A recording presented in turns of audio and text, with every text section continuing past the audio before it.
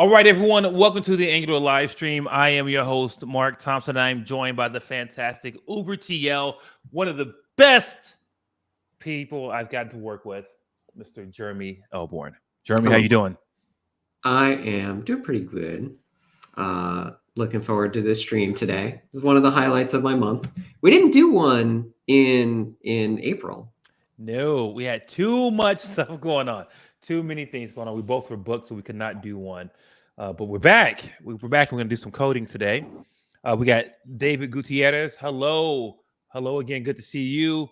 Good morning from India. Wow. What's up, Sonny? Good morning. Good to see you. Alex, what's up? We're happy. You said you're happy to be here. We are happy that you are here. Okay. Good morning from Australia. All right. Listen, EVP. I'm going to tell you what I'm doing right now. I'm watching this show called The Tourist, and I'm picking up all of this language that you learned, that people say in Australia, like all these like fun phrases. And I'm like, oh yeah, this is great. I'm super into that right now. Fave TV show host right there. Hey, Andrew. Good to see you. Gabriel de los Rios, what's up? We are doing fine. Hope you're doing fine. Jeremy, you're doing fine, right? Yeah, maybe a little better than fine. All right. A little better than fine. I like that. All right, Raul, what's up? Good to see you. Dimitri, hello, hello, hello. JavaScript Universe, what's going on? Alcatraz, didn't mean to skip over you. What's going on? Good to see you again. Thanks for coming back. All right, let's code. That's what Shubhame wants us to do is the code. I'm drinking Coke Zero today. Just letting y'all know. So we're in the building. Let's see. I'm gonna say hi to a few more people. Jeremy's gonna be coding today. We're gonna build some stuff. So Yeah. as he's getting that set up, let me say hello to a few more people. All right, Mohammed, what's up from Egypt? Good to see you. Stephen, what's up? What's up? You caught one live. I know you're here. Emmanuel from Romania, what's up? From Miami, de Miami, what's up, Raul? I hope you're enjoying the good weather. From Kosovo, what's going on? Good to see you.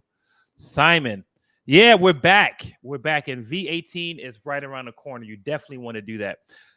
Gabor, what's up? Coming from Hungary. Okay, I'm going to be at CraftConf at some point soon. And that's in Hungary, so that's going to be interesting. What's up? Nobody from Philly. What's up? Philly, my love goes out to you. I'm so sorry. Listen, I'm a Golden State Warriors fan. I don't know if you're a basketball fan, but I'm a Golden State Warriors fan. And to see Philly go home early was kind of sad, but, hang in there. Hang in there. I've been waiting for the live stream this whole month. Well, we're so glad. Bonjour, comment ça va? Abdallah, what's up? What's up? Okay, Jeremy wants to get this coding going.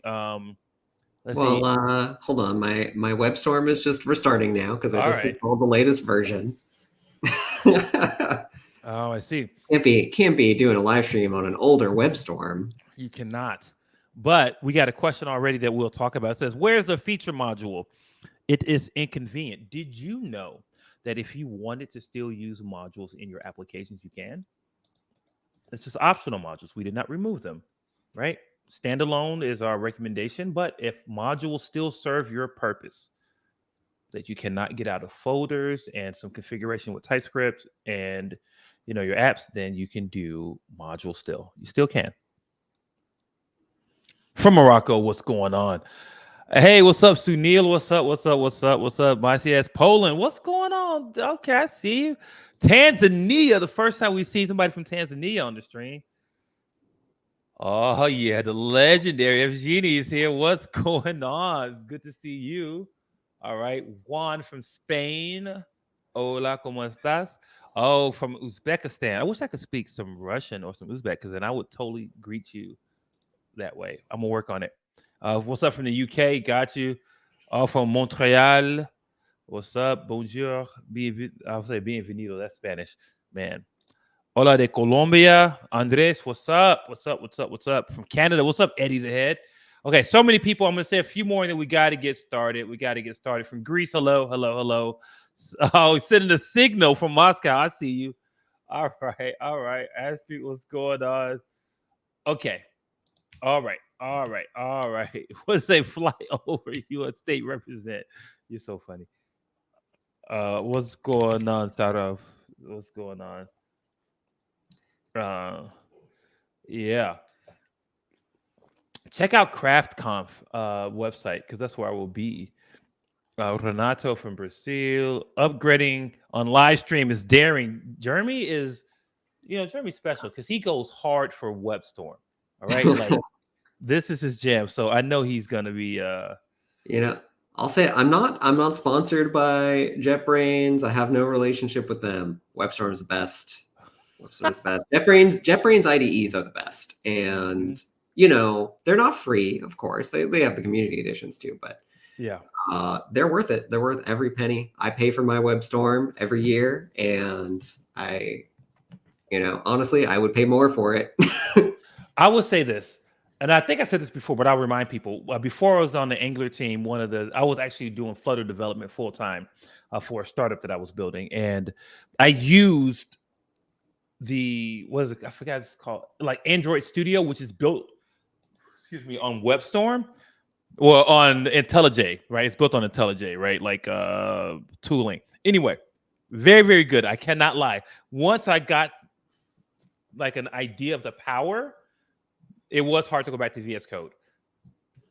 But then I had to go back because I started working on Angular, and everybody that I was working with at the time, besides Jeremy, was using VS Code. Yeah. All right, let's we can start doing some coding. I'm gonna make this bigger. I'm gonna make this bigger. Don't worry. I'll say you already know what they're gonna say. You got to make it bigger. That's right.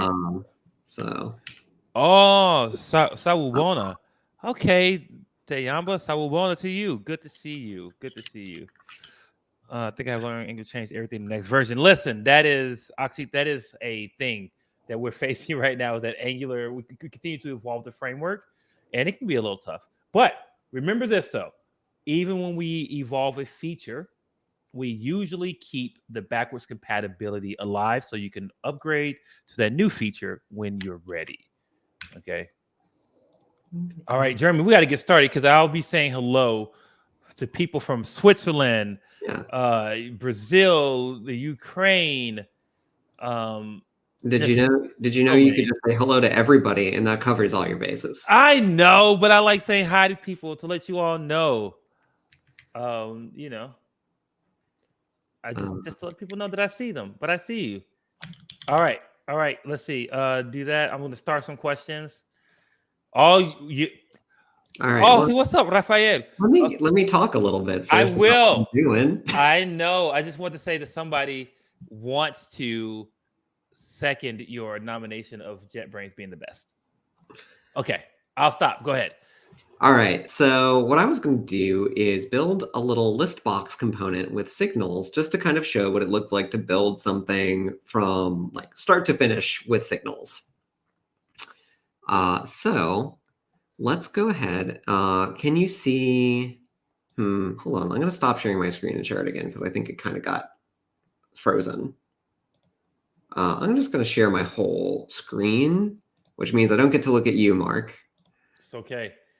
Still here. You don't need to see the terminal. Let's just run an ng-serve down there. And then I am going to pop open a new window over here for my local host. Local host. Let me know you want to share again. That's pretty big. Oh, it should be sharing already. Okay. I didn't know if you want me to put it back. Oh, yeah. Put that in the stream. Boop. I'm going to tap you down. All right. So I'm going to start off by, I'll just open this arbitrary file. So how's that? Can you all see that font? Yeah, .convent. I think that's pretty big. I think people should be able to see that.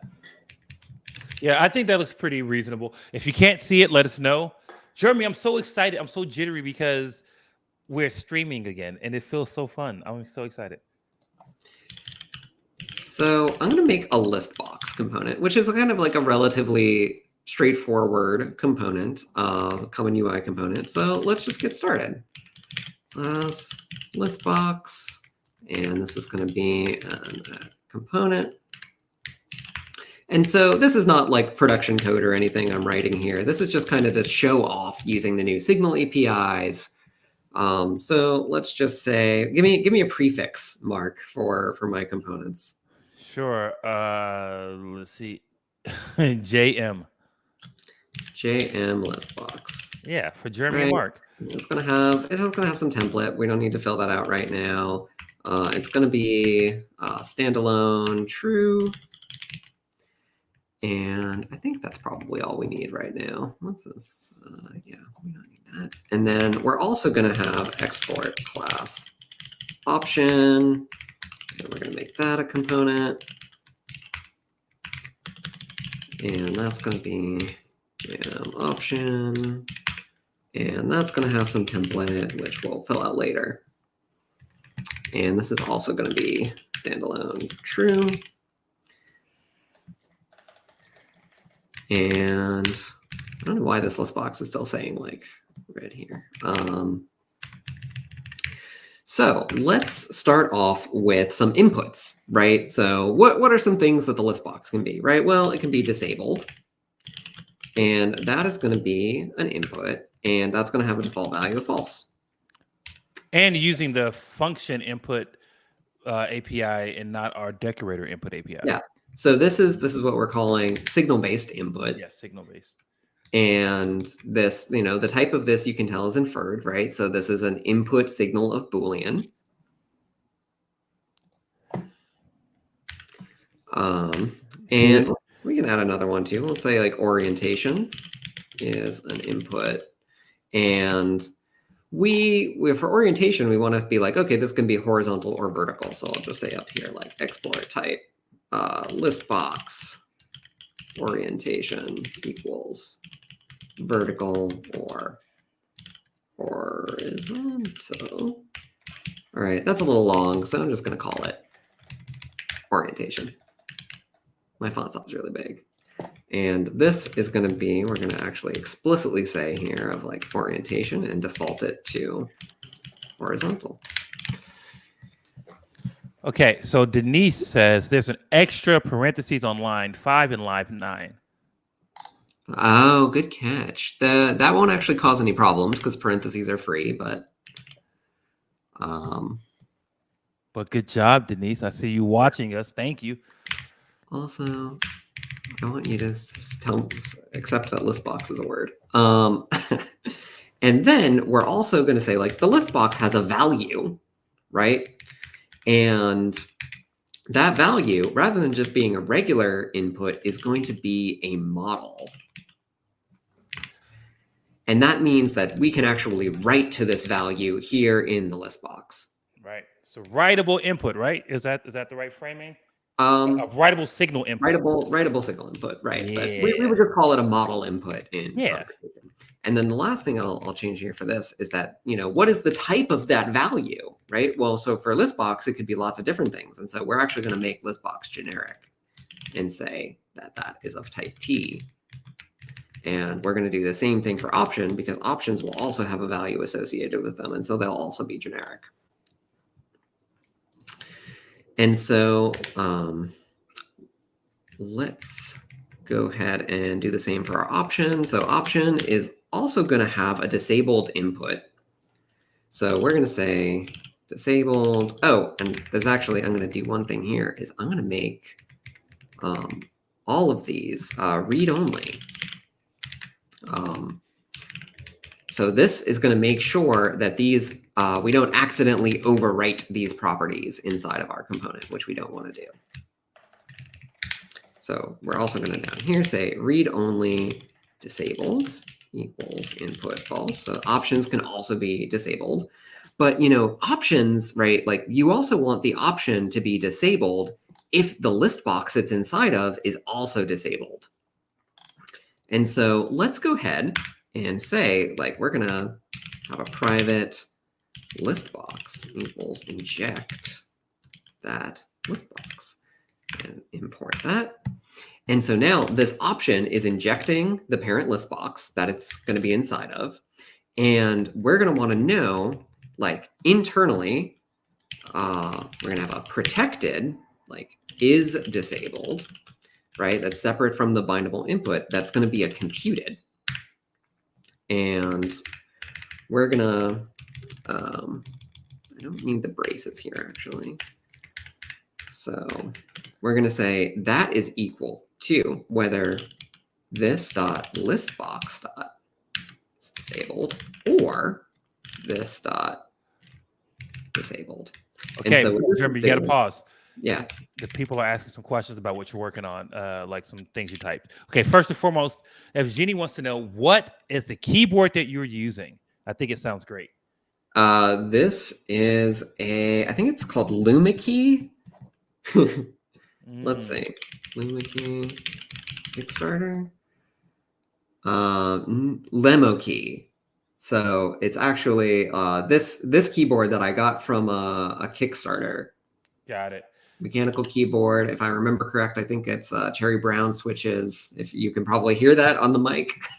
Yeah, no, we can hear, but it sounds soothing. It's fine. Hamza says, "Wait, what? We can inject parent components using the inject function?"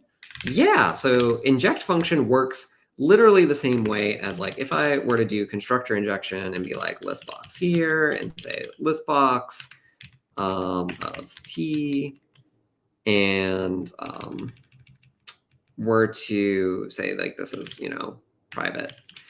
These two things here are identical. These are doing the same thing. Like under the hood, this constructor is actually even calling this inject function. So I prefer this inject function here because I just find it a little bit more concise. But how does it know that that's the reference to the actual like one that is like nested in? How will it know? We just handed that behind the scenes? So that's how Angular's dependency injection works, right? It's this hierarchical tree. Oh, true. And so when we call inject here, it's going to look for the first list box it finds going up that component tree. That's right. That's right. And so this is also, I'm going to explicitly say this is list box of T here, because that doesn't get inferred automatically for the generic part.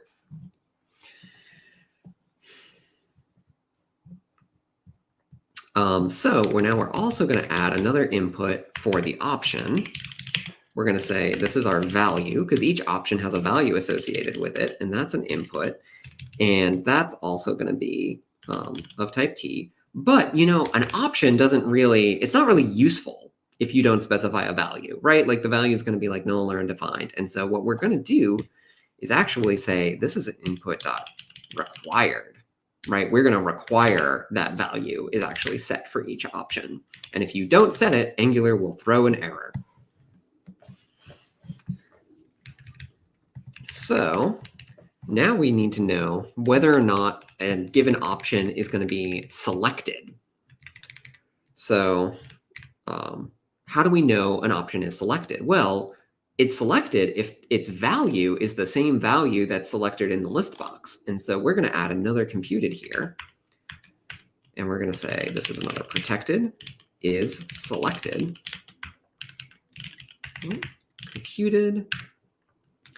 And this is going to be this dot value equals this dot listbox dot value. Isn't that making sense, Mark? So far, it feels good. I need you to do one thing for me. You got 50-50. Can you do like 60-40 code? Oh, yeah. I can make my editor a little bigger. Yeah. Perfect. All right. This is great. Can we just get you? Let's answer a couple of questions. What do you got? We got a lot. So we're not going to answer them all, though.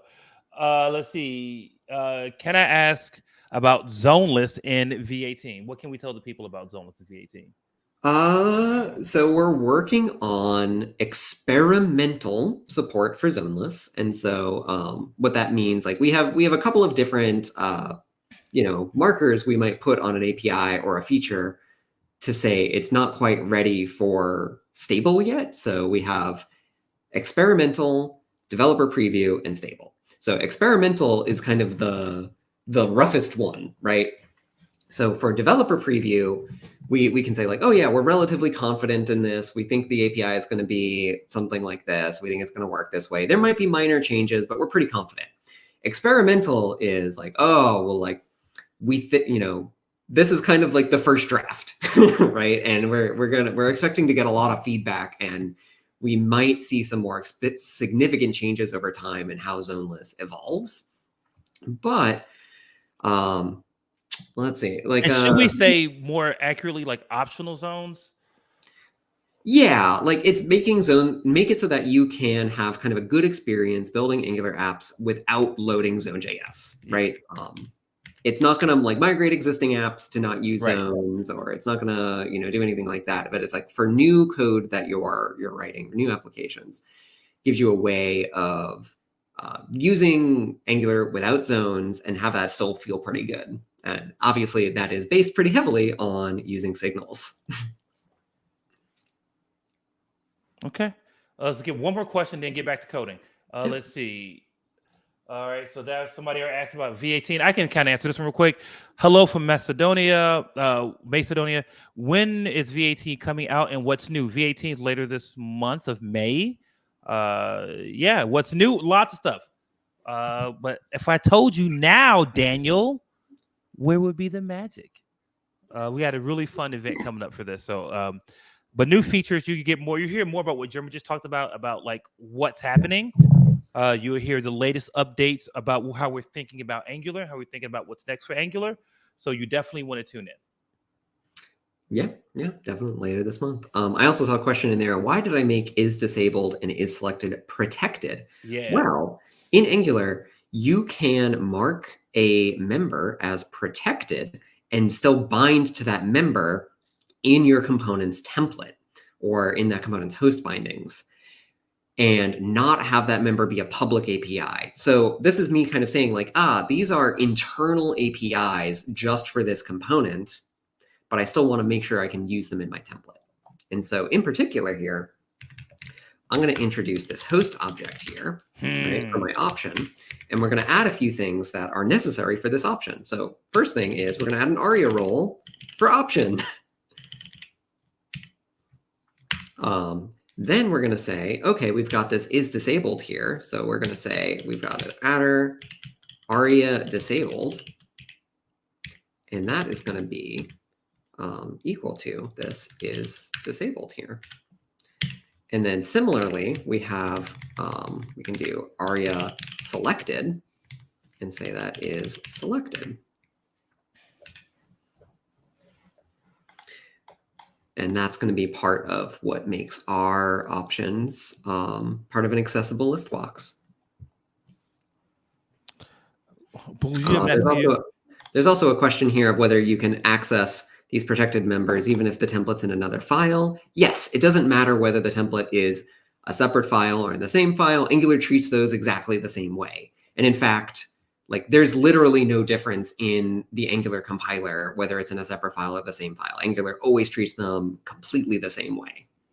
But accessibility, or is it accessibility modifiers is what you call it? Like for members, that's not even an Angular feature. That's just like a TypeScript feature that came back in the days of like C++ and Java and like object-oriented feature. This is purely a TypeScript feature, but Angular does give it a little bit of special meaning. Got it. Right? Mm-hmm. Because normally in TypeScript, what protected means is that only this class and its subclasses can reference these APIs.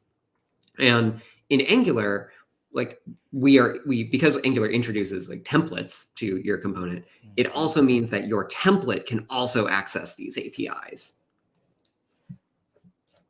So in a way, you can kind of think of your template as, a part of your own class. Mm-hmm.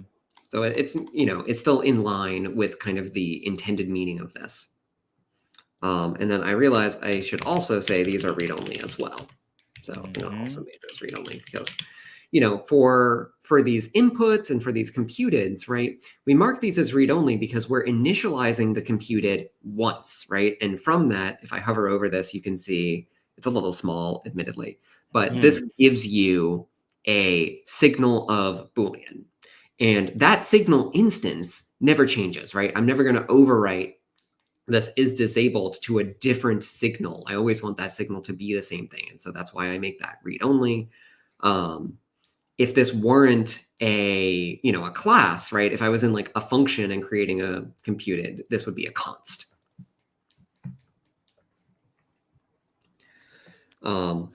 So there is a question here is like, can templates also access private members? And the answer to that is if you have the strictest types checking settings on, then no, actually, templates can't access private members. All right, Jeremy, Yeah. let's code some more and try to get something on the screen before I interrupt you with more questions. Yeah. So we are also going to let's go ahead and like get one of this this list box in our UI over here now. So this is going to be just like a little basic hooking stuff up, but I'm going to go over to this app.html and I'm going to delete almost all of this. I'm going to delete all that. I'll keep this main here. And somewhere there's going to be, oh boy, I don't want this whole like fancy SVG. I'll keep the H1 and I'm probably going to delete everything else. Whee. And then I'll just reclose. I don't need this div here. All right, why are you doing a little bit of refactoring? I wanted to say big shout out to Evgeny. A lot of people are like commenting on some best practice article that he wrote. Thank you for just doing that. And thanks to all of you who are out there writing articles, producing blogs, you're like doing videos, like literally we see this stuff and we are so grateful to have such a vibrant community. So thank you to Evgeny and all of you who are contributing to the conversation online and helping the Angular community to be so strong. Can I just delete all the rest of this? I'm deleting all the rest of the styles. I just wanted to keep the font. I like the font. That's right. Bop, bop. All right. Let's see. All right. So let's put I'll just put a little divider here just for flavor. Sure. And then I'm gonna put my what do we call it? JM list box. Yeah. I'm gonna come back to this question with you, David. Don't forget. I'm not gonna forget you. I tagged you. I'm gonna come back to this question. All right, and so we're gonna just select onion, tomato, garlic, and pepper. Import option. And we're going to go back to our app component here. And we see, you know, WebStorm helpfully imported these for me as I was going. And if we look, whoops, I get an error right away that's like, options have to have a value because I marked them as required. That's exactly what we wanted to happen. And so we're going to come in here and add our value to these, and we're just going to use strings, and we're going to copy those and put them in there, and then stop. Lowercase. Stop. Okay, I'm not going to lie to you. You just like might have changed my heart right there. I can't even lie to you. That was so good. All right. The power of JetBrains IDEs.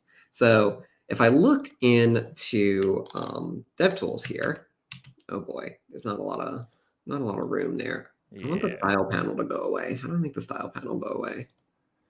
I don't know. But yeah, I can see there's my list box. It's there in the DOM, but that's it. So why isn't it rendering anything? Well, I didn't give anything a template. Okay. The templates are still empty. Yeah. So the first thing we were going to want to do in our list box is actually just put ng content there, which I can self-close.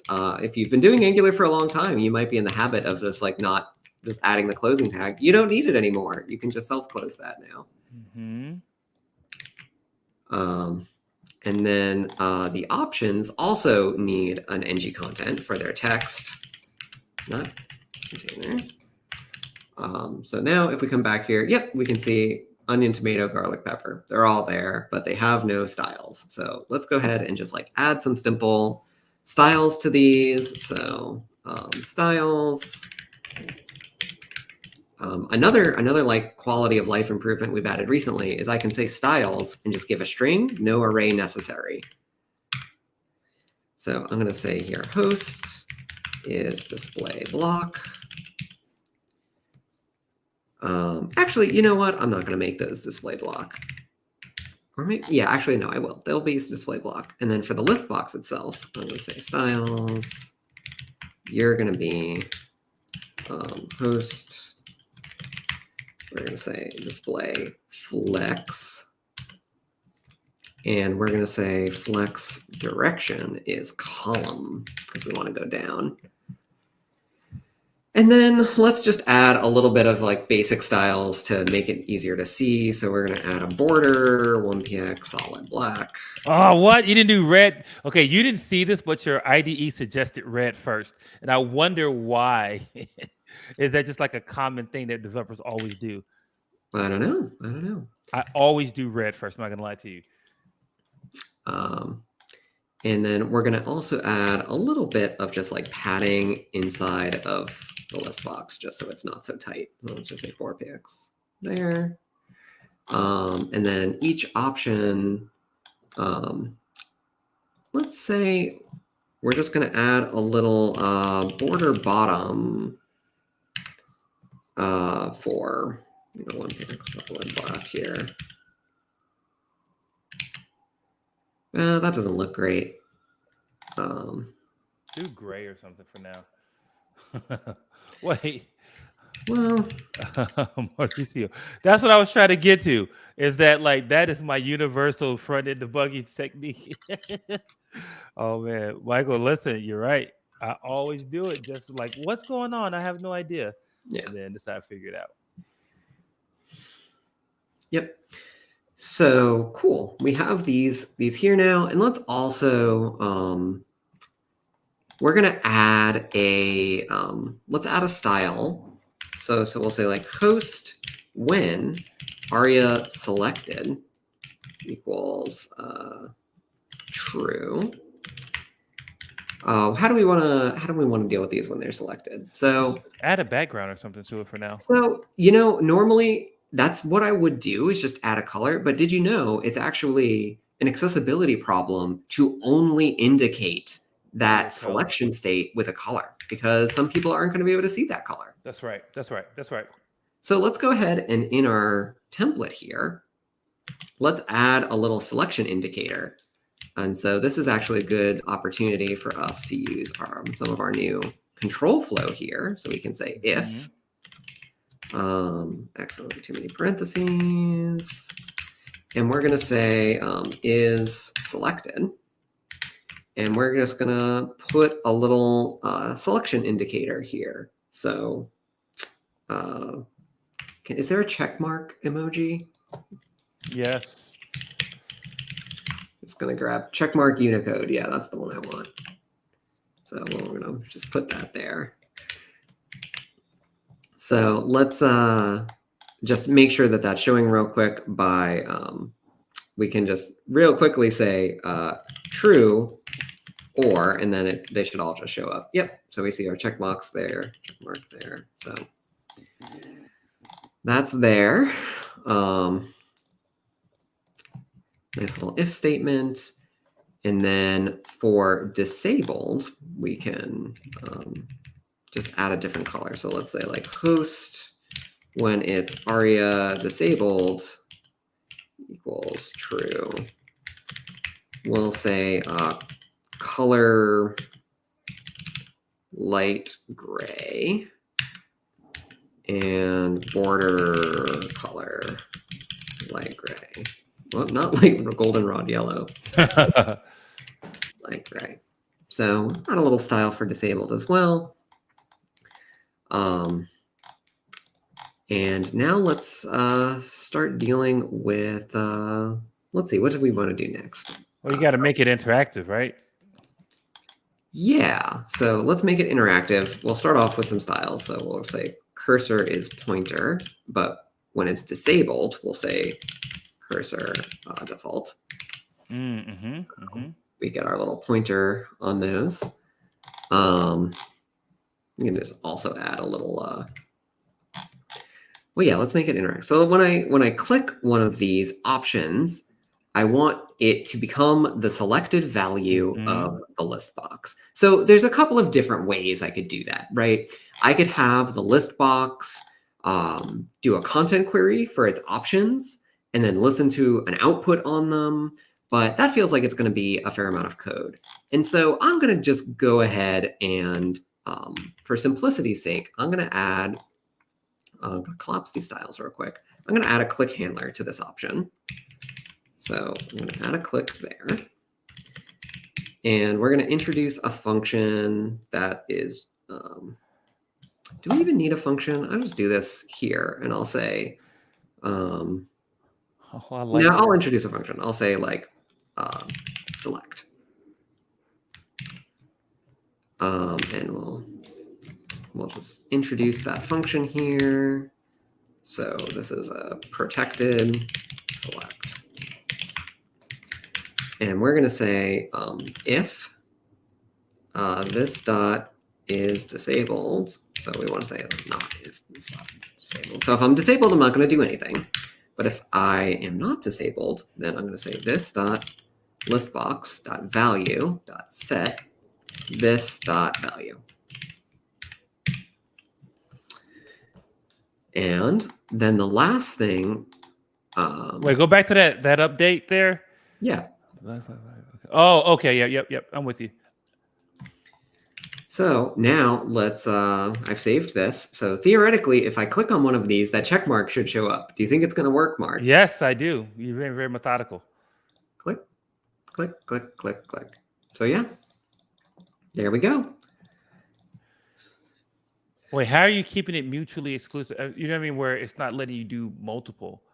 So that's a great question. So how is it that we're determining this selected state here? So let's go back to our template and we'll see that we're saying if this is selected, we show the check mark. How are we determining is selected? We'll jump to that definition and we check. This is a computed that says, is this option's value equal to the list box value? Clever. And when I click one, I'm updating the list box's value.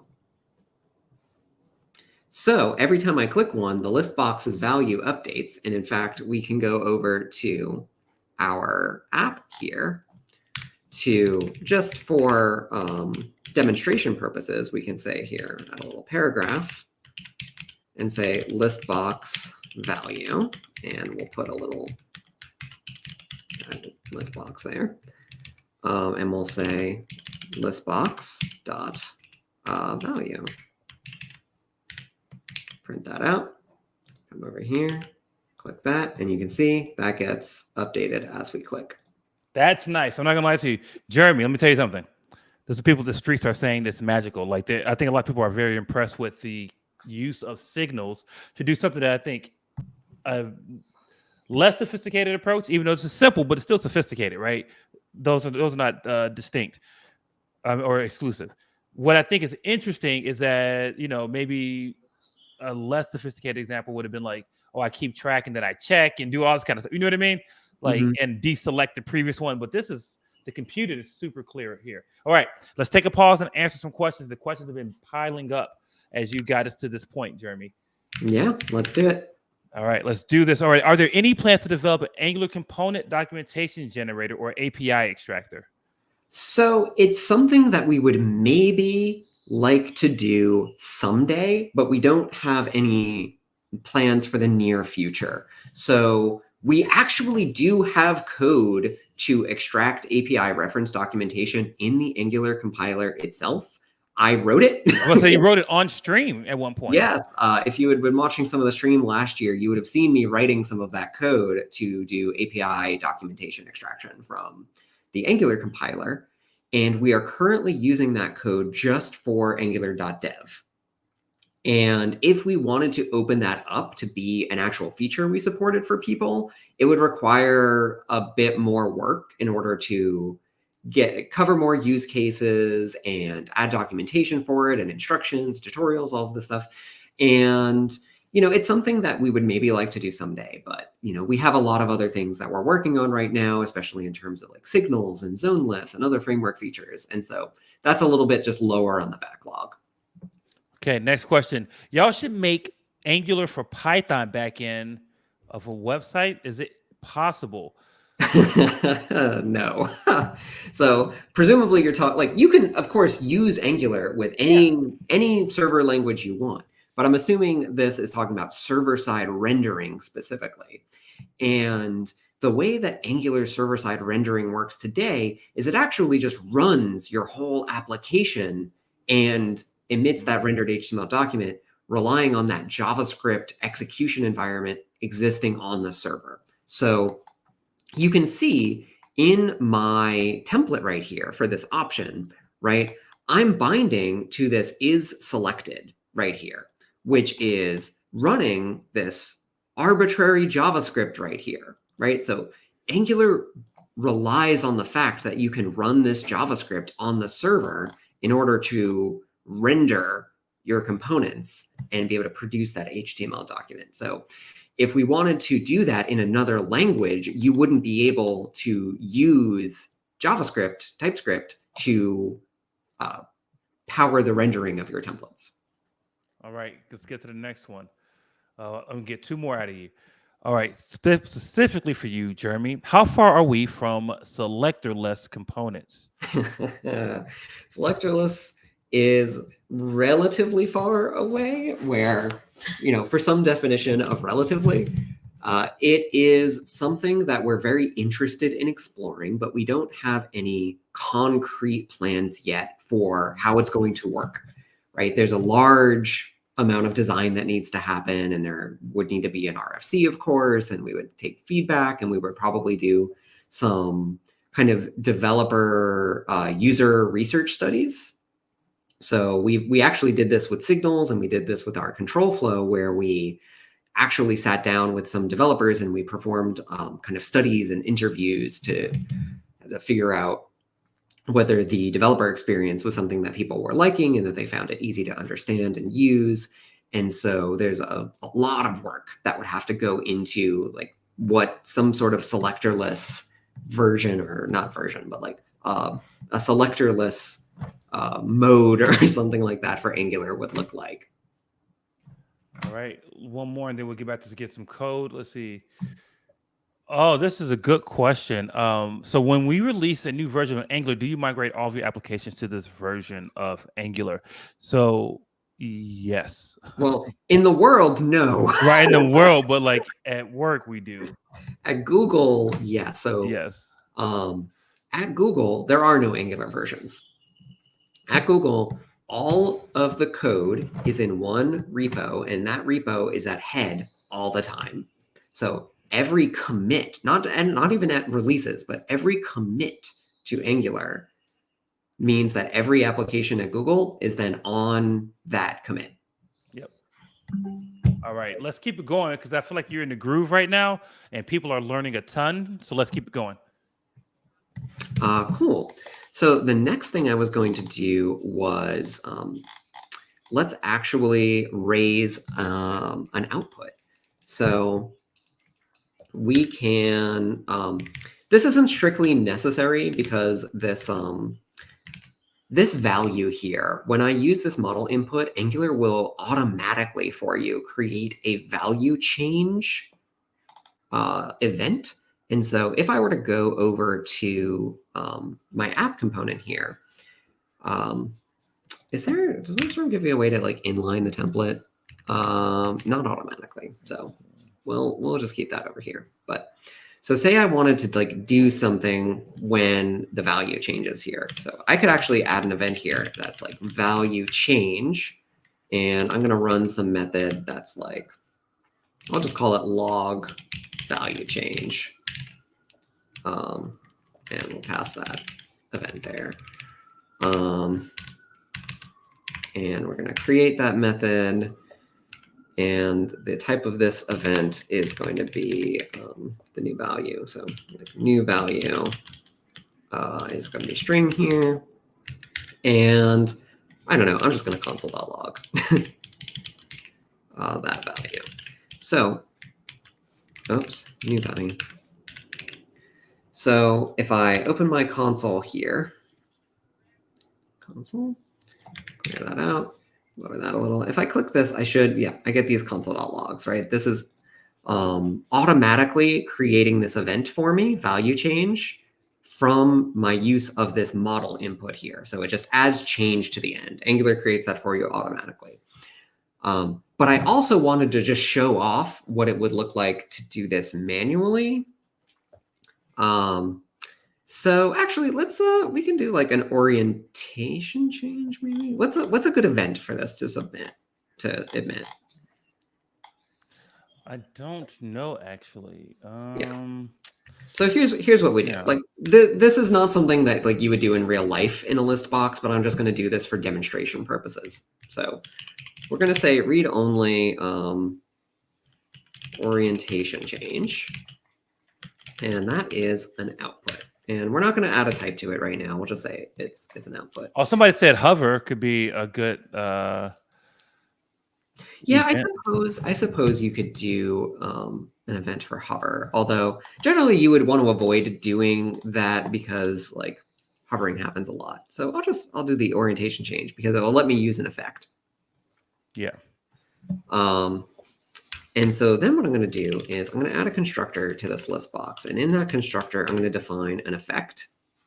And in that effect, I am going to say, let's see, how do I want to do this?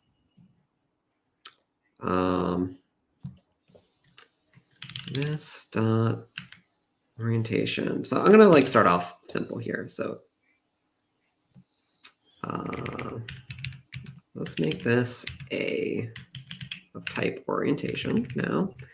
And we'll just say in this effect, we're going to say this dot orientation change dot emit this dot orientation. So let's say, what does this do right now? So none of our this orientation does not have a value set right now. And Jeremy, are you going to open source this? I guess I can. I wasn't planning on pushing it up anywhere, but I think this is just such a clear example that people are getting a lot of value from it. Sure. We can try to push it somewhere after the stream. Sounds good. So we don't have anything listening to this event right now. So let's go add something that listens to this event. So I'm going to just like move this here because I want that first. And then I'm going to value change. So let's add orientation change here. And we're going to just, again, say like log orientation change. And we'll have WebStorm create that method for us. And we'll say console. Well, actually, I want to pass the event as well. And so this is new orientation. We'll say that is, well, it's actually an orientation. And then again, we'll just console.log that. New orientation. And so if we do that, let's see, we don't see this fire right away until, okay, we refreshed. That's what I expected. So it says horizontal right away. Why is that? It's because effects always run once. And to understand why, you need to understand a little bit about how effects work. So in my constructor, I'm defining this effect, and this effect is going to run anytime any of the signals that I read in this function change. But in order to know which signals are even being read, it has to run it once initially. And so that's why this gets emitted once when I start off, because it needs to run this whole effect once in order to know that orientation is being read here. Now, if I go over here and I add, let's just say I add a button, button, type button, and we'll call this change orientation. Mm-hmm. And we'll add a click handler. We'll just neaten that up a little. Click handler to this button. We'll say toggle orientation. Introduce that. And we also want to introduce, we'll say protected orientation equals start off horizontal, and we're going to bind that into our list box. So Oh, actually, what am I doing? This should be, see, old habits die hard. Orientation equals signal. Mm-hmm. Orientation, and that will be horizontal. We, of course, want that to be a signal. So we're going to bind that here too. Orientation, read that. I love that WebStorm helpfully reads that, reads the signal for me. It knows to call it. And then we're going to come over here and toggle orientation. It's just like if this dot orientation equals horizontal.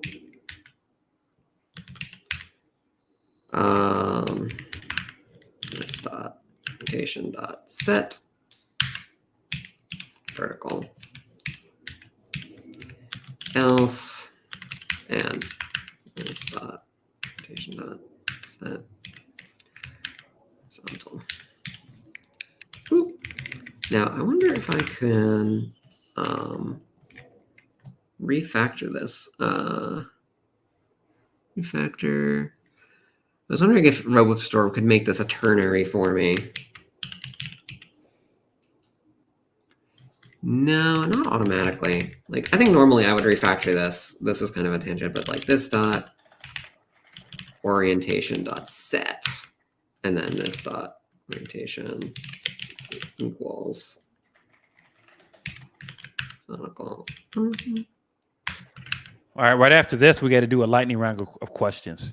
Oh yeah, we're getting kind of further along, aren't we? Mm-hmm. It's fine. No, this is good. This is a good pace.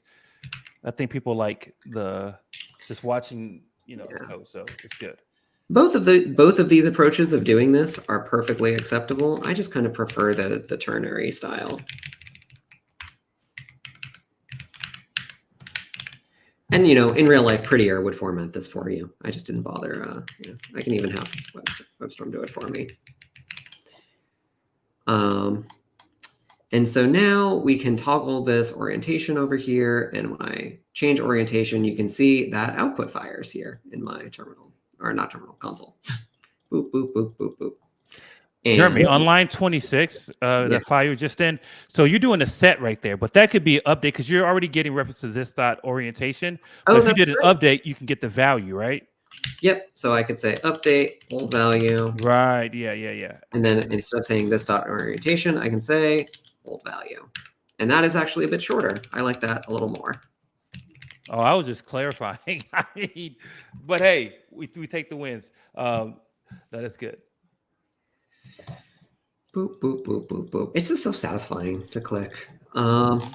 So one thing I haven't done yet is I haven't done focus management for this list box. Okay, pause for a second. So we got the orientation working.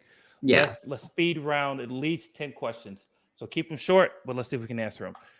All right, first question from Simon. Thanks, Simon, for being so patient, and welcome back to the stream. When can we expect Angular Material to switch to Signals? That would add so many possibilities for us who already made the switch to Signals. Yeah, having better support for Signals in Angular Material is in the backlog. We're hoping to get to it at some point in the not too distant future, but I don't have any sort of like concrete estimate yet. Okay, from Gabriel de los Rios. Can I ask you something? Are you RxJS pros? Because every time I think about Signals, I just think about all the things I can do with RxJS operators. And it's like, why would I quit that power? I got a take on this, actually, that I like to share.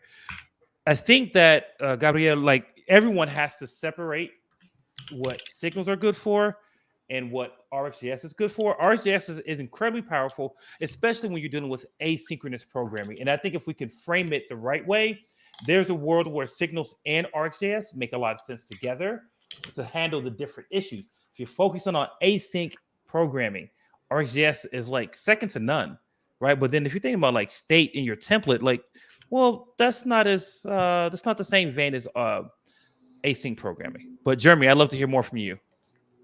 Yeah, so Signals and RxJS are they are not interchangeable, right? Like Signals is not a replacement for RxJS. Signals are a container of a value. You read and write those values synchronously.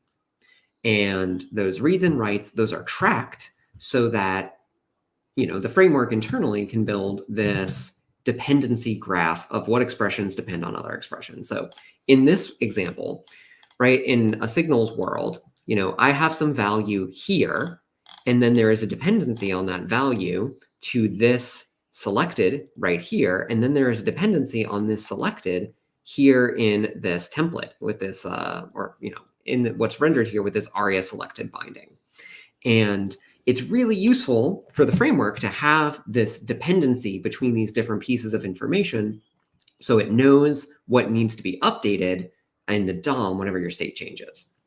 And for performance purposes and for simplicity purposes, having this be synchronous is really necessary.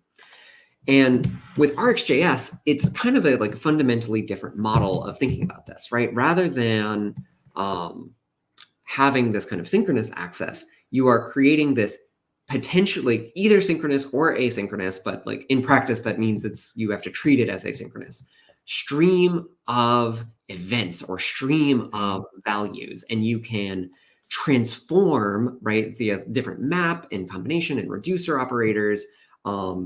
You can debounce, you can throttle, you can combine streams, right? There's a lot more flexibility in what you can do with RxJS, but there's also a lot more complexity, right? We've heard from a lot of people over the years, right, of over a decade of various flavors of Angular development, that people can find RxJS really difficult for the onboarding journey for Angular, right? Especially if you have to learn TypeScript at the same time, and maybe you're also learning Sass at the same time. It's just a lot to put on someone's plate all at once. And so something like Signals, not only does it work well for the framework for kind of the performance characteristics and things that it needs, the synchronous behavior that it needs, but it's also hopefully a simpler model for developers that they don't need to learn a bunch of extra stuff when they're first getting started. And then for developers that do know RxJS and see the power of RxJS and everything you can do with it, right? We want to make sure that still actually works really well in Angular, and Signals gives us a really good way of integrating the framework with RxJS through specific interop APIs that is better than we ever had before, right? So if I'm using this list box here, and if I wanted to get an observable stream of this list box values, then I could very easily, say value stream equals to observable of this dot value, right? And now I have an observable stream of those values, and I can debounce it, I can throttle it, I can merge map it with something else.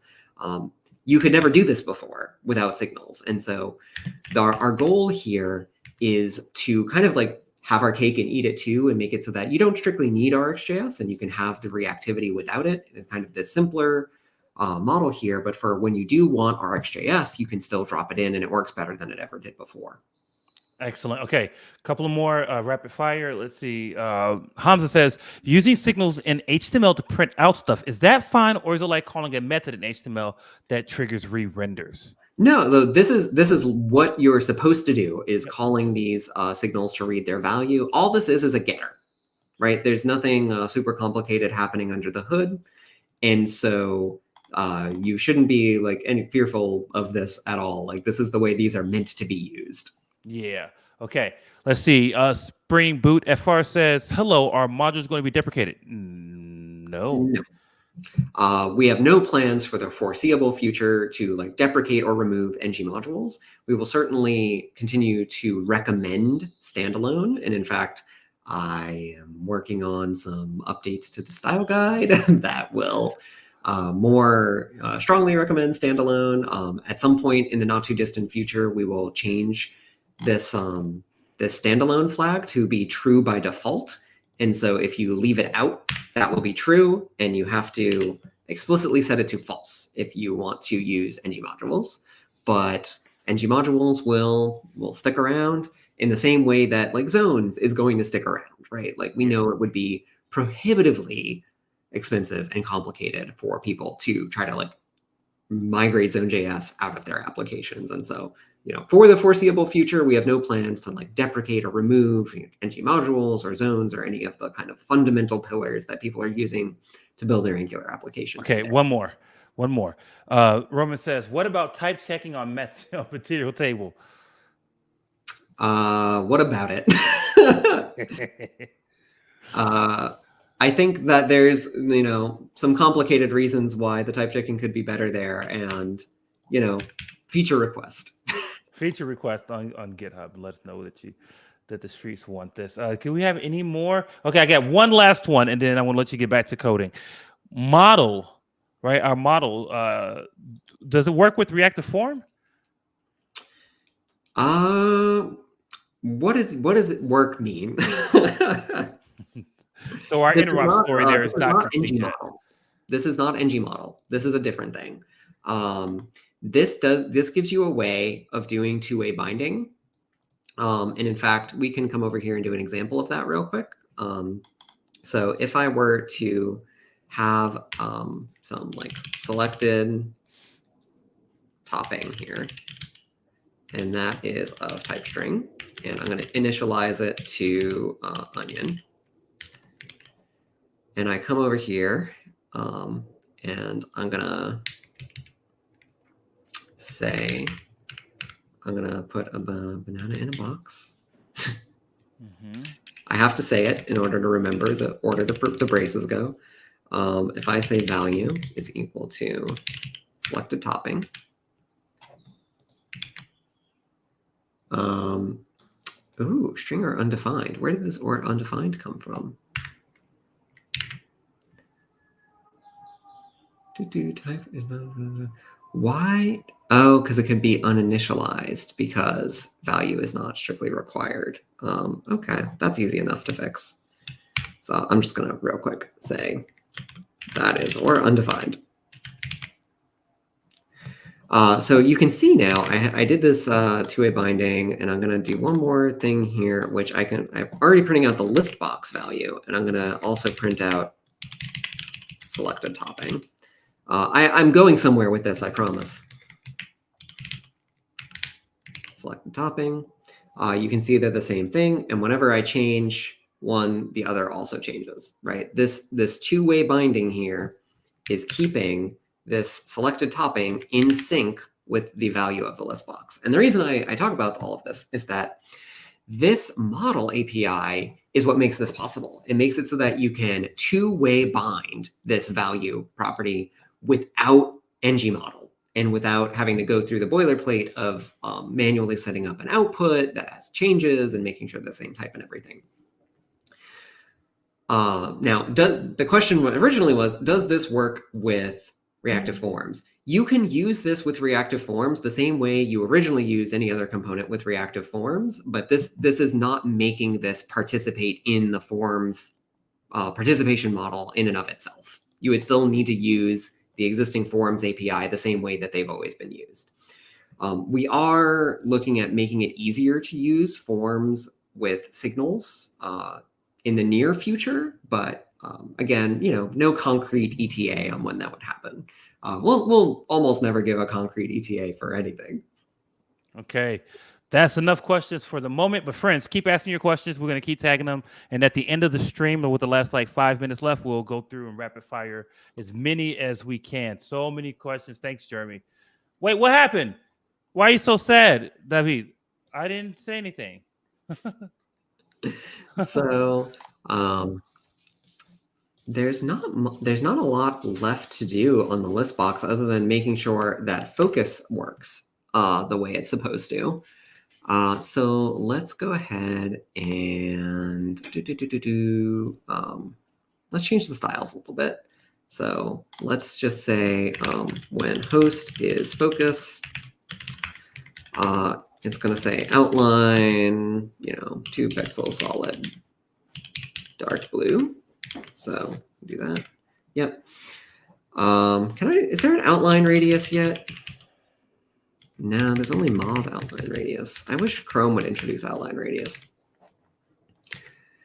So we can focus our list box, but we can't move through the options with keyboard, right? We need to have some like active descendant here. And so for that, there are two ways of doing this with listbox. You can either use what's called a roving tab index pattern, or you can use aria active descendant and set the active descendant ID on the list box based on the ID of each of the options. The roving tab index, I think, is generally considered a little bit better. I think some assistive technology does not work as well with the aria active descendant pattern. So let's go ahead and let's try to build that roving tab index. So active, yeah. So yeah, let's do this. We're gonna, in our list box, copy styles, and we're gonna go ahead and use the last signal-based API that we haven't used yet. Equals content children for option. So we're going to use content children to query for all of the options that are inside of this list box.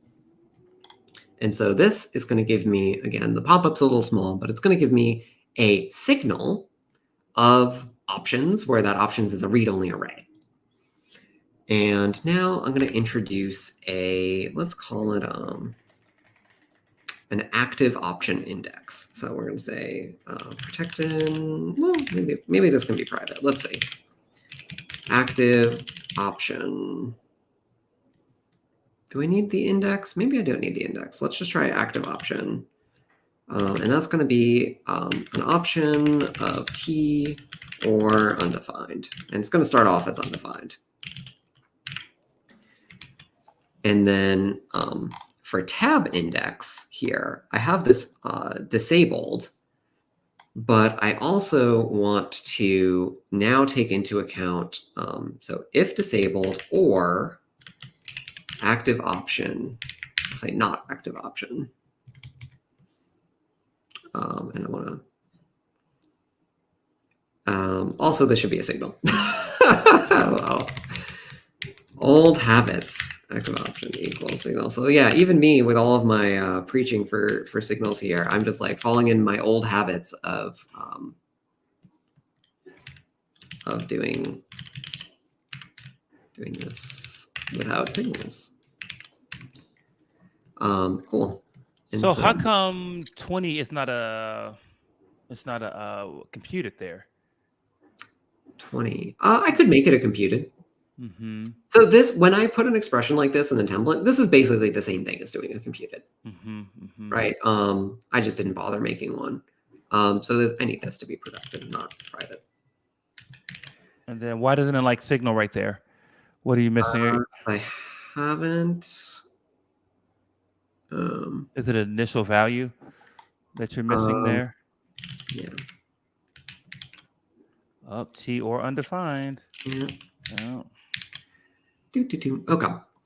And so this list box is going to have this no active option until the point at which it's focused. And so we're going to add an event here. We're going to say on focus.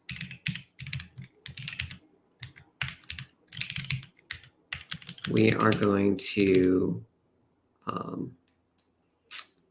we're going to say activate selected item. Well, let's actually just call like activate option. Let's do that. I'm going to introduce that method. And here's what's going to work is I'm going to say const selected option is equal to this dot options dot find. Option o dot is I'm gonna just go ahead and make this is selected public because I want to use it right now. Is selected. So we're going to find the selected option. If it exists,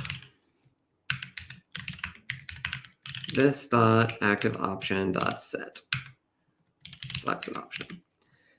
And if there is none, then we're going to say this dot active option dot set this dot options of 0, the first one. And that's not actually, we can't do that. We have to say const first enabled option, because we can't go to a disabled option. So close this dot options dot find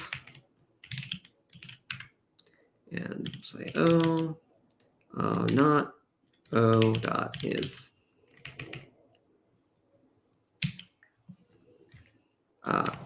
yep. I also, well, if the list box is disabled, none of this is going to happen in the first place. So we can just say disabled there.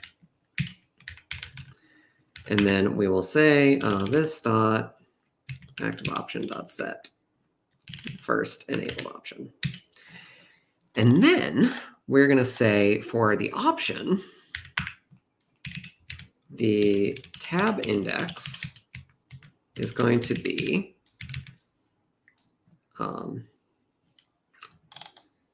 we want to say we're going to introduce another computed here, is active equals computed of this dot, actually just this equals this dot listbox dot active option. And void. What is this complaining about now? Oh, I said activate option, not active. Oh, because I made it protected. I need it to be public. I just need everything to be public for this demo. But this is good though, because you start locked down and you open up slowly, right? Like that's what you should do. And then we're going to say this is active, tab index 0, otherwise -1. And so the last thing I'll need to do is add a little focus treatment for the option. So we'll say host focus. Do a dashboard or something that's not color based, right?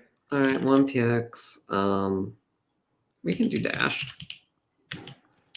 Dark blue. Yeah.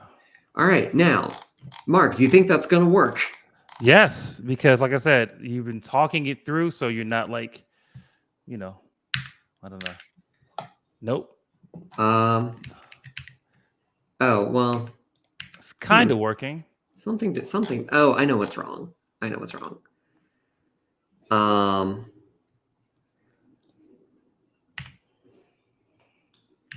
had that condition needed to be opposite. Cool. So I also need to say in this active option, I set the active option. I actually also need to focus it. Okay, Jeremy, I'm going to tell you while you're doing that, with the last like 15 minutes, I want to take your stream down in a second so you can create a GitHub repo and you can push this. The streets really want this code, and we want to drop the link in the chat if we can. All right. Well, you want to do that now? Yeah, let's do that now. Like after you do this next thing. Focus. The selected are the active option. Left as an exercise to the reader. Yeah, cool. And then also we'll leave a big to-do here. To-do keyboard handling, because we need to be able to move through these with the arrow keys, which we don't do yet. But so this is almost working. You're almost there.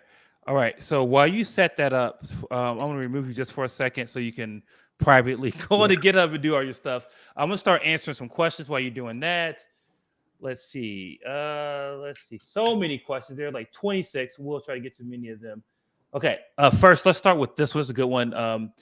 What about Zone.js? Are you planning to reduce its use? So Jeremy touched on this, but I'll kind of reiterate some of the points. We want to make it easy for developers to be able to have zones as an option without loading Zone.js and still have a good time developing Angular apps. Like, so reduce the use, it kind of depends on if you need to use it, but our idea is that there is a story where Zone.js is optional and you can write Angular code that is reactive without zones. All right, let's see. Here's another one we can probably tap into. All right, and which version will the new Angular Wiz features be implemented?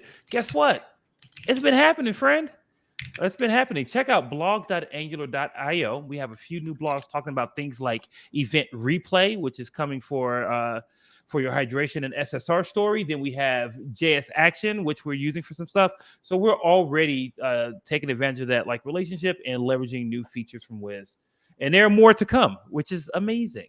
Let's see. Asal says, Asael, sorry about that. I'm not planning to use signals.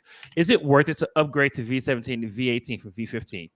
So I know that's probably like an organizational decision where you won't be able to just make the choice for yourself. And if it's not, you should definitely consider using signals because the workflow is really nice. And it really gives, the API is so robust at this point that they just give you some really excellent features and developer experience. But is it worth it? There's even more. There's control flow, right? Which changes the need for something like ngIf, ngSwitch, right? We got some really nice things there. You got the new for loop, all those nice features that will definitely benefit your Angular developer experience. There's the changes to SSR and hydration that you get to take advantage of. So there's more than just signals cooking in Angular. But good question. Thank you for this one. Nice. We like this. Let's see. Define change forms modules. Let's see. Okay, here's another one. I can jump in on this one. And I will start working on a new project. Should I wait for V18? Nope, start right now because your upgrade is going to be smooth from 17 to 18. It's going to be pretty smooth. So start your project, and then when the features get announced for 18, if you want to upgrade, you'll be able to upgrade with ng update, which is a tooling that we got for you. So go ahead and start. That sounds good. Let's see. There are some of these that I don't know the answer to, so I want to get some feedback from Jeremy. So I'll wait for him to push up his changes. But somebody said, I think David said I skipped his question. I didn't skip your question. We got you. Hey, Mark, how are you? I am good, David. Thank you. I have a question. When NGRX signals go to stable? So this is something that we actually don't control ourselves. So we partner with teams to like work with them and help them, not help them, but like we partner with them to communicate about the signal integration that they have. But it's really up to those independent teams to push out their latest changes. That's not something that we control ourselves, unfortunately. But good question. Sorry it took so long to get to you, but thank you for your patience on that one. Okay. Oh, this is a good one. Where do these host properties apply to the top level of the template? You know what? Listen, I'm like many of you friends out there who don't leverage host as often, but Rafael had a wonderful talk at ngconf that talks so much about the host property for your component metadata tag, right? Like, and you should watch that talk when it's released. It's such a good talk, so many cool features. And Jeremy seems to be a pretty big proponent of it as well, which is awesome. And I like the way that it looks having that host stuff there because then it's applied to the host element and not creating other like nodes to apply those things to. So they get applied. You see what I'm saying? So you can kind of reduce some of that clutter too, which is really nice. Really like that. Okay, let's see. What else can I answer quickly? All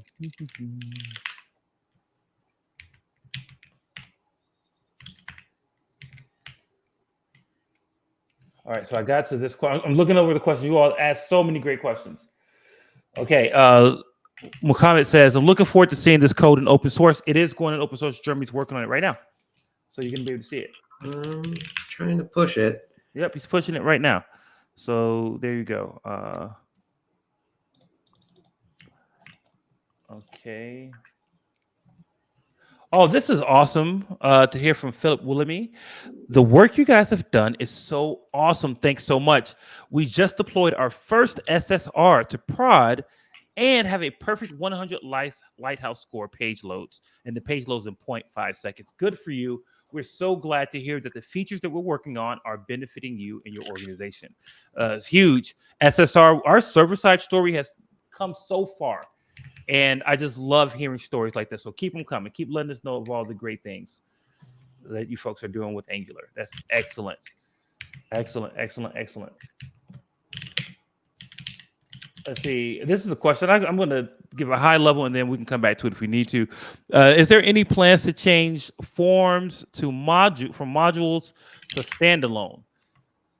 I'm sure there are conversations happening, but when that work will be done, we don't ever like kind of talk about things that are not done yet and say when they're going to be released. They get released when they're done, but there are definitely conversations about the form story, but that's still in development, still in progress. The conversations at this point. All right. Rondolph asked a good question. Why do a lot of people say do not learn Angular? What is your gut feeling as to why that happens? Well, I'll tell you this. When you think about frameworks in general, any tool in general, you could be a great tool, or you could be an okay tool, you can be anything. There's like a cycle of a lot of excitement about things, and then things go up and down in that cycle. And then, so some people were just like, hey, learn React, because at the time, React was really popular. But then guess what? People start saying learn Svelte, learn Vue. And the bigger thing is that everything is great. So you really can't lose by learning new things. One other thing that we had that I feel like we've worked a lot on is our learning journey in general. So the Angular learning journey has been revamped from the ground up. That's one of the initiatives that I was leading and partnered really closely with Jeremy Elbourn here on the stream, where we really looked at how hard it was to learn Angular.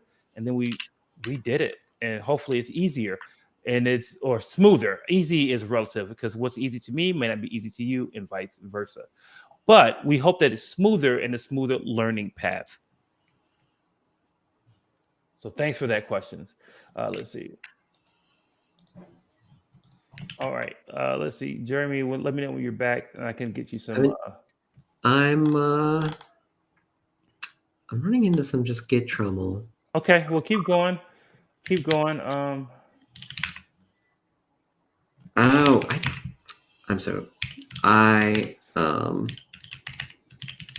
like, why can't I push this commit? I never committed it. That's what's wrong.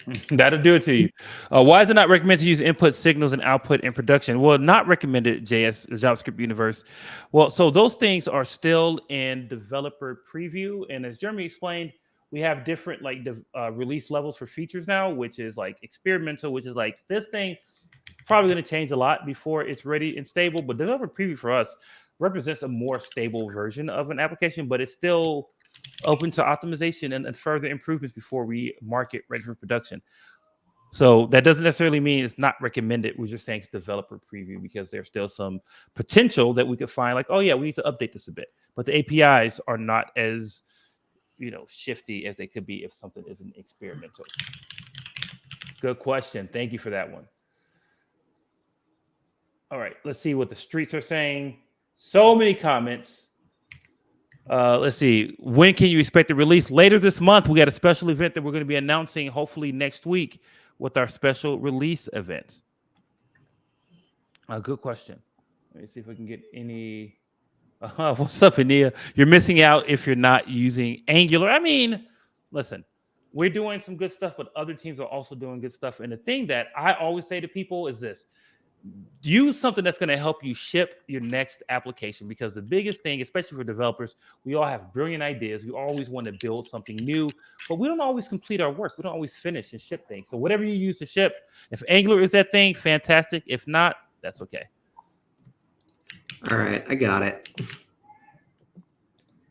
All right. I'm going to put it in the comments here for you, the chat for you, Mark, if you have the YouTube chat up to forward. Yeah, I do. Awesome, friends. Guess what? The URL is coming up for you to grab Jeremy's code. Guess what's going to happen? We are also going to link this code to the description of this video, of this live stream.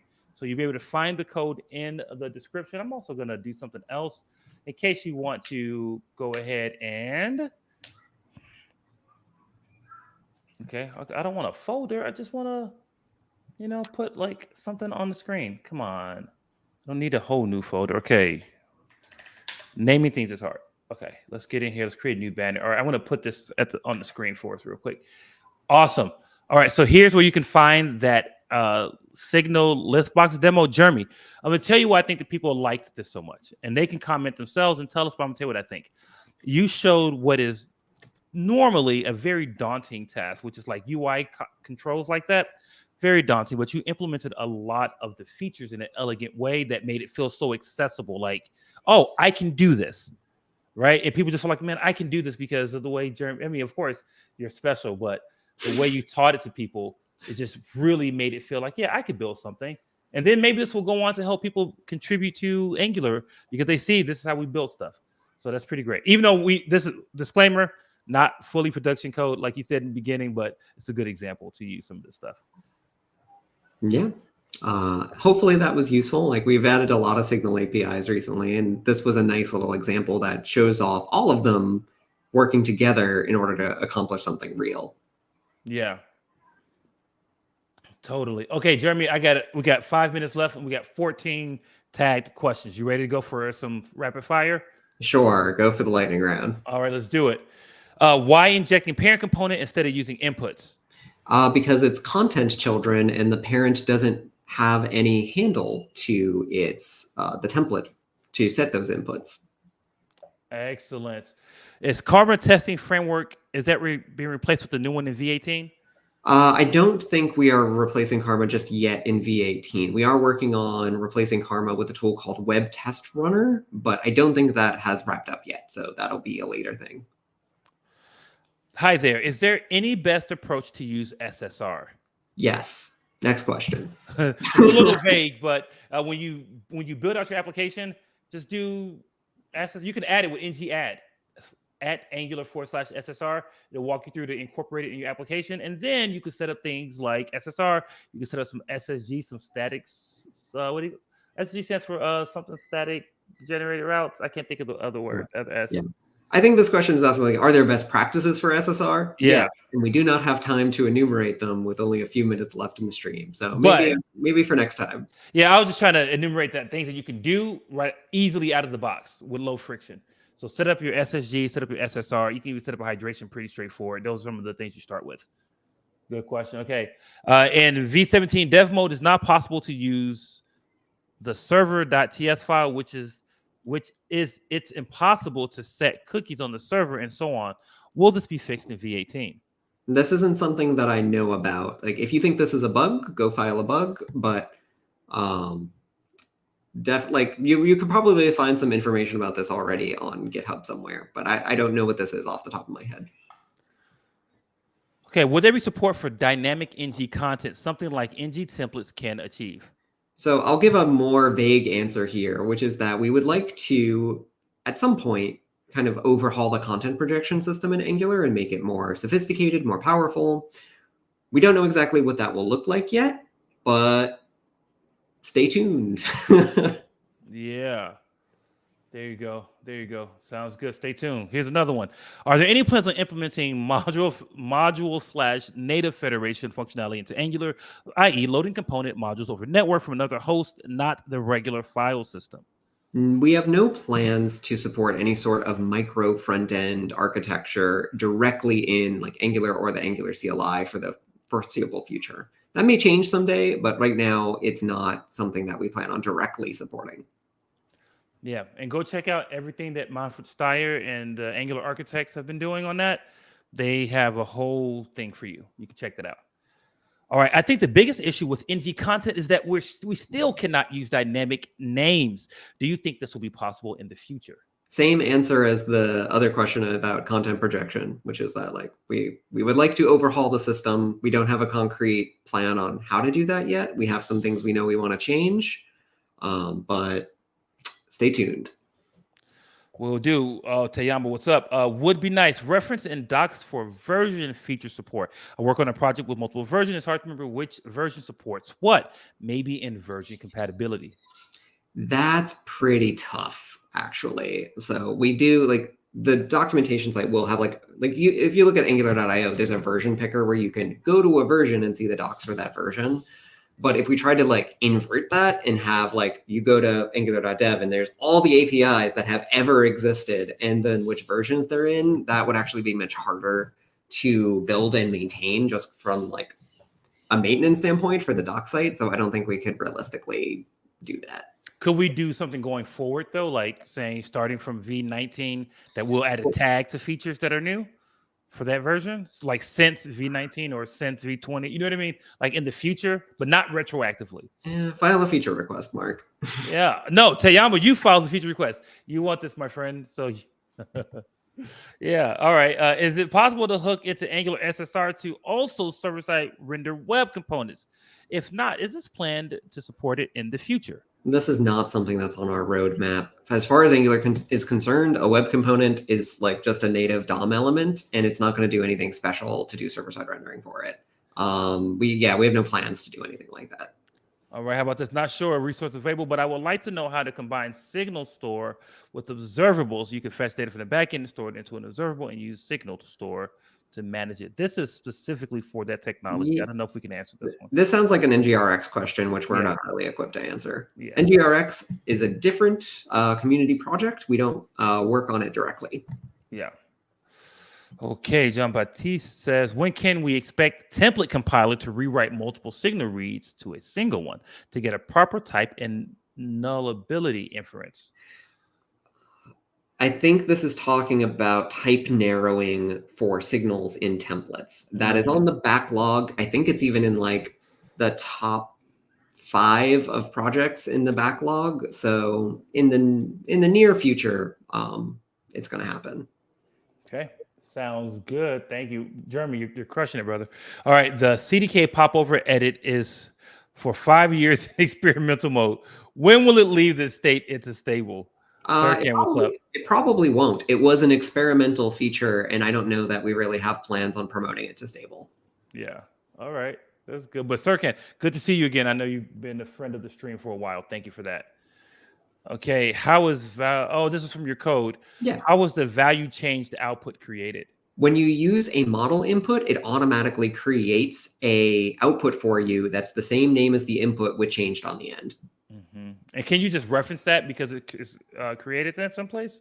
I mean, it's not a property, right? You can't access it as a property on the class, but you can bind to it in a template. Gotcha. Good clarification. Thanks for that one. All right, let's see. I've never used host component prop. Is there some best practice to use it? Use it anytime you would want to put a binding on the host element of a component or a directive. Yeah. Yeah. Wow. Let's see. Is there any last minute questions?